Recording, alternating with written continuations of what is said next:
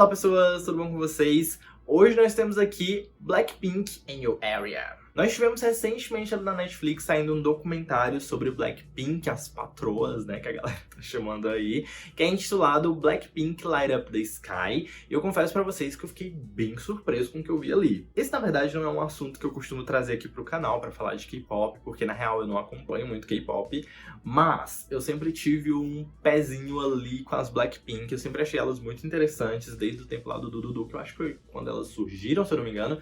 Enfim, sempre achei elas com que a mais.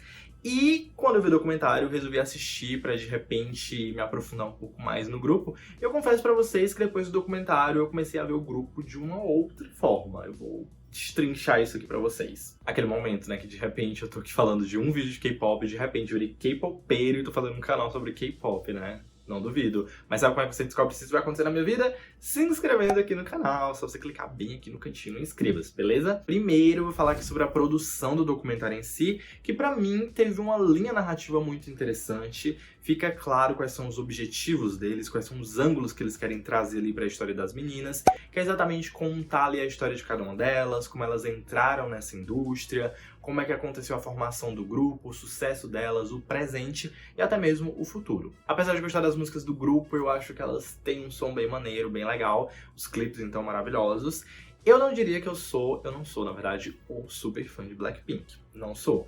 Mas muito do que eu vi ali no clipe, pra mim, funcionou como uma caixinha de curiosidades, de novidades. Então, realmente foi algo bem atrativo. Acho, inclusive, que isso foi a intenção do documentário, para poder apresentar elas pra pessoas que não conhecem. Eu acho que não foi nem tão destinado assim pros super fãs do grupo. Aquele momento que eu tô falando aqui que o documentário das Blackpink não foi para os fãs da Blackpink. Como assim, Iago? Como assim?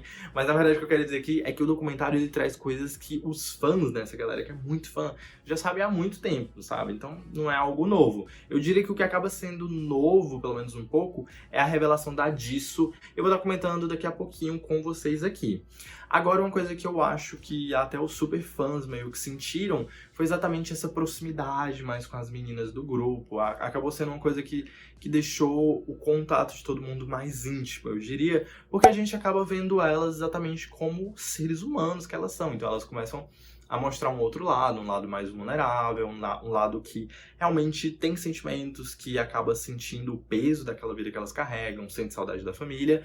E isso, na verdade, é algo que cria uma empatia muito grande com elas. Então, eu achei muito, muito, muito interessante eles terem mostrado esse lado sim. Eu acho que deu pra perceber que por trás de todo aquele glamour, de toda aquela performance, daqueles clipes épicos, existe sim muito suor e muitas lágrimas, existe muito trabalho duro e acima disso existe muita renúncia. E é incrível quando a gente assiste uma apresentação delas, um clipe delas, a gente pensa que as meninas são extremamente talentosas e tudo, e elas são, gente, não tô dizendo o contrário, elas são extremamente talentosas. Mas a gente pensa que tudo isso vem de graça, assim, que tudo foi muito fácil. E na verdade o documentário tá ali pra mostrar que não, que na verdade elas têm que trabalhar muito pra aquilo acontecer, tem que ralar muito e tem que lidar com toda a pressão psicológica pra poder conseguir ficar naquele espaço que elas estão alcançando dia após dia. E a gente vê ali também que, diferente dos grupos ocidentais, onde os membros da banda eles têm uma certa liberdade, eles têm uma vida fora do trabalho, aqui não. As meninas realmente acabam vivendo pro trabalho, pra banda. Essa não é uma característica do grupo Blackpink, realmente é uma característica do K-pop, né, dos grupos de K-pop. Eu já tinha uma certa ideia de que isso realmente acontecia, mas com o documentário acabou ficando realmente bem mais claro. E inclusive a própria Jennie, ela falou, eu acho que foi a Jennie que falou ali, ela disse que depois dos shows, depois das apresentações, dos compromissos, é como se, tipo, não tivesse mais nada pra fazer, que ficasse realmente um vazio, porque a vida delas mesmo gira em torno da banda. Então, quando elas não estão fazendo aquilo ali, é como se o negócio não tivesse mais nada pra fazer mesmo. E ali no documentário, também, quem comentou algo nesse sentido foi a Jisoo, que ela disse que vive ali um grande dilema, porque quando ela tá ali naquele ritmo intenso de trabalho, tá fazendo muitos shows e tal, ela quer muito que chegue um momento de folga. Mas quando chega nas folgas, ela sente que não tá fazendo nada da vida dela. Inclusive, até um pouco de identificação com essa fala, mas enfim. E ainda falando sobre isso, é muito interessante a forma como o documentário termina. Realmente, meu Deus, maravilhoso e muito surpreso, eu diria.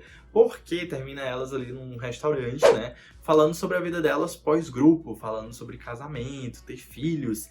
E na realidade causa até uma certa estranheza nesse momento, porque não é algo que elas costumam estar falando. Inclusive no próprio documentário é algo que a gente não vê, a gente não sente que é algo que elas costumam conversar sobre, ou pelo menos é algo que não é para vir a público, é algo que realmente fica ali no privado. Inclusive, eu já li em algum canto que a galera do K-pop, as meninas do Blackpink, por exemplo, elas não podem namorar. Eu não sei se isso de fato consta, eu li em algum canto. Se você for mais inteirado de K-pop, me diz aqui nos comentários se isso realmente é verdade, se isso realmente consta ou não. Mas enfim, voltando aqui pro documentário, teve uma fala da Jisoo que eu fiquei, tipo, muito surpreso e muito indignado. Ela disse que sofria bullying da própria família quando ela tava na infância ainda. Ela disse que os integrantes da família dela chamavam ela de macaca. Eu fiquei, tipo, meu Deus, como assim? Eu fiquei chocado quando eu vi isso.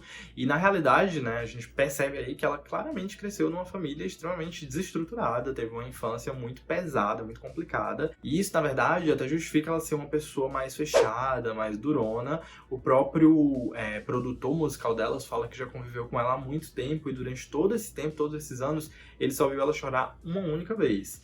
Eu não sou, né, não sou psicólogo nem nada, mas eu até acho que justifica, né, ela ter essa personalidade mais assim, mais fechada, como uma forma de se proteger e tal. Mas enfim, eu não conheço de fato a história tão a fundo, então eu vou deixar aqui para os Blinks poderem comentar sobre esse fato. É engraçado porque das coisas que eu já tinha visto, né, ouvido sobre elas, eu sempre acabava gostando mais da Jennie e da Jisoo, mas com o documentário a gente sente que a Rosé e a Lisa, elas acabam tendo um protagonismo a mais, elas acabam inclusive, eu diria, roubando um pouco a cena. Definitivamente as partes delas foram, tipo, muito interessantes e elas realmente colocaram novas camadas ali pro documentário, como por exemplo a síndrome de impostor da Lisa em relação aos fãs tailandeses e a Rosé explorando criar músicas autorais. De um modo geral, deu pra perceber que a personalidade delas e a energia delas acaba se batendo muito e elas acabam se complementando de uma forma muito boa mesmo. Isso realmente acontece, elas se dão muito bem ali no palco e aparentemente nos bastidores também,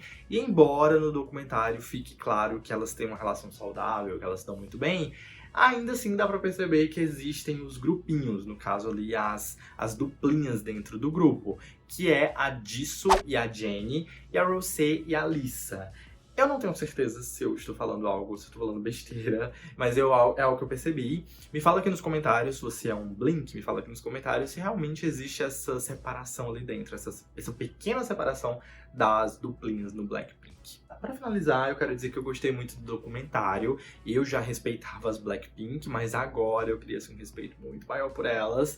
Eu acho que elas são meninas muito talentosas, mas acima disso elas são meninas muito trabalhadoras, que dão duro, que passaram anos aí pra poder aperfeiçoar essa arte delas. E eu acho que isso é muito admirável, independente assim qual for a sua área. Inclusive, se a gente for tirar uma mensagem do documentário, porque é algo que fica ali presente durante todo momento, é que se você se esforçar bastante por tempo suficiente e tiver amor naquilo que você está fazendo, você pode sim se tornar bom nisso e os resultados virão naturalmente. Esse foi o vídeo de hoje sobre Blackpink, eu espero que vocês tenham gostado. Deixem o seu like no vídeo, deixe o seu comentário sobre o que você achou aí do documentário e até o próximo E Agora.